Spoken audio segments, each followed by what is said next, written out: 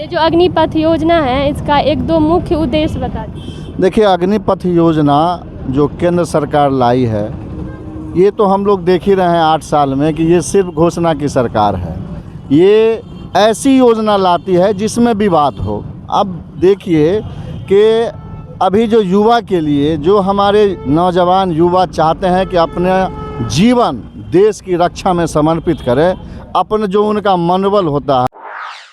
नमस्कार, मैं सीमा पाठक, आप लोग देख रहे हैं फ्रंटलाइन 24। अभी हम समर लाइन के सामने उपस्थित हैं और आप मेरे पीछे देख पा रहे होंगे 1 दिवसीय शांतिपूर्ण सत्याग्रह योजना यहाँ पे रखा गया है। और आप मेरे पीछे देखते होंगे कि कांग्रेस के कुछ अध्यक्ष यहाँ पे बैठे हुए हैं। हम उनसे बात करेंगे और जानने की कोशिश करेंगे कि इसका मुख्य उद्देश्य क्या है। शांतिपूर्ण सत्याग्रह का आंदोलन जो किया जा रहा है उसका मुख्य उद्देश्य क्या है?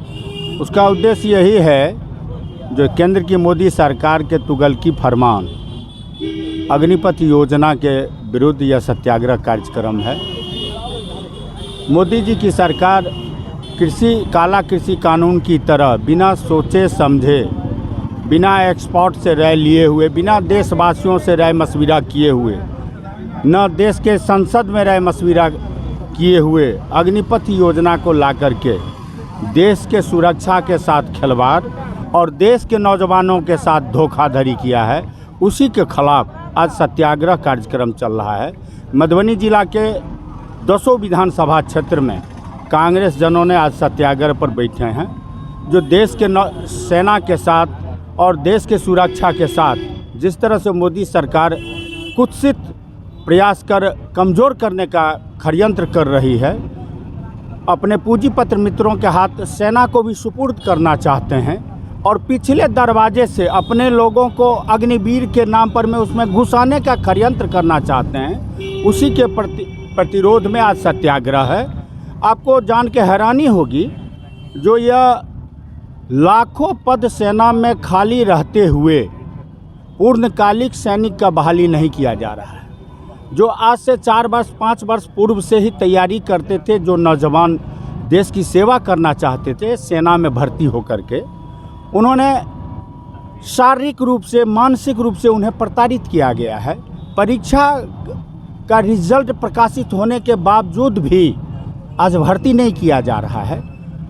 सेना के लोगों को 1 रैंक 1 पेंशन के नाम पर में वोट लेने वाली मोदी सरकार आज नो रैंक नो पेंशन के सिद्धांत पर चल पड़ी है।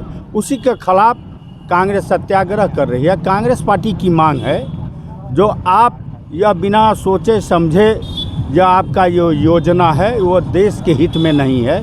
देश के नौजवान ने नकार दिया है।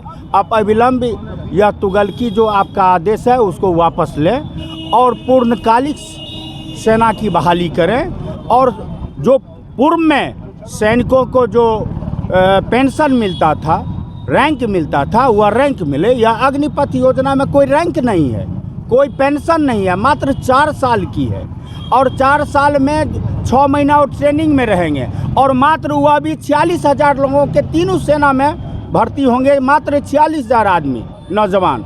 वो 4 साल में क्या देश की सेवा करेंगे और क्या 4 साल के बाद उनको फिर से बेरोजगारी के रास्ते पे ढकेल के पकौड़ा तलवाएंगे?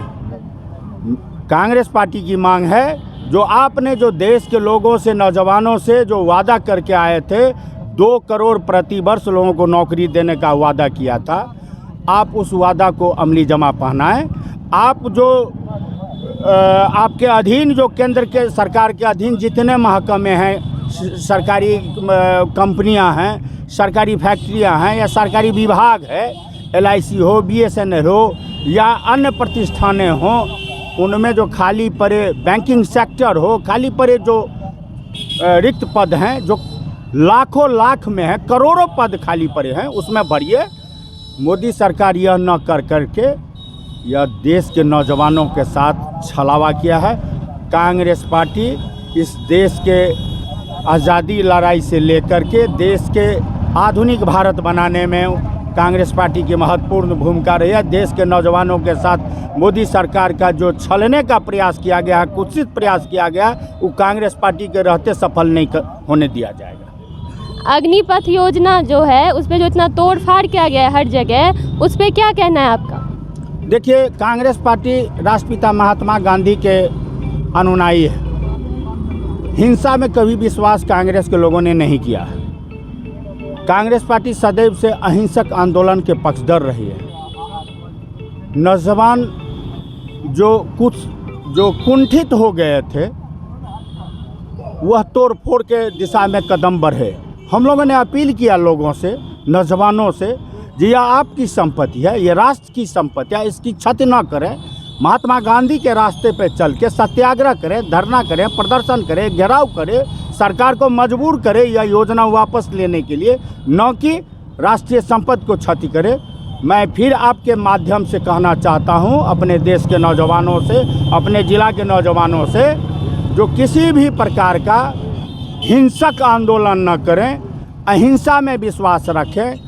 जब राष्ट्रपिता महात्मा गांधी जी एक लंगोटी पहन करके अहिंसक तरीके से अंग्रेजी हुकूमत को भगा सकते हैं, तो मोदी सरकार को यह अग्निपथ योजना, जो देश के हित में नहीं है, देश के सेना के साथ खिलवाड़ है, देश के सुरक्षा के साथ खिलवाड़ है, युवाओं के भविष्य के साथ खिलवाड़ है, लेने के लिए मजबूर होंगे और मजबूर होना पड़ेगा। जैसे कृषि काला कानून वापस लेना पड़ा। आज आप देखिएगा, जो जीएसटी में कम से कम अभी तक 80 बार अमेंडमेंट कर चुके हैं। उसी तरह यह योजना को भी मोदी सरकार को लेने के लिए हम लोग विवश कर देंगे और नौजवान सड़क पे आएंगे और शांतिपूर्ण आंदोलन करेंगे। यही मेरा कहना। आप हमारी जनता को पहले अपना परिचय दें। मेरा नाम शमसुल हक खान है। मैं रहीका ब्लॉक का पूर्व प्रमुख और कांग्रेस का एक सिपाही हूँ।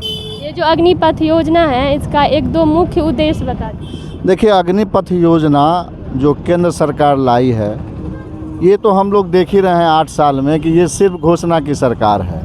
ये ऐसी योजना लाती है जिसमें विवाद हो। अब देखिए कि अभी जो युवा के लिए, जो हमारे नौजवान युवा चाहते हैं कि अपने जीवन देश की रक्षा में समर्पित करें, अपना जो उनका मनोबल होता है उसको तोड़ने के लिए मात्र 4 साल सेना में भर्ती की योजना लाई है।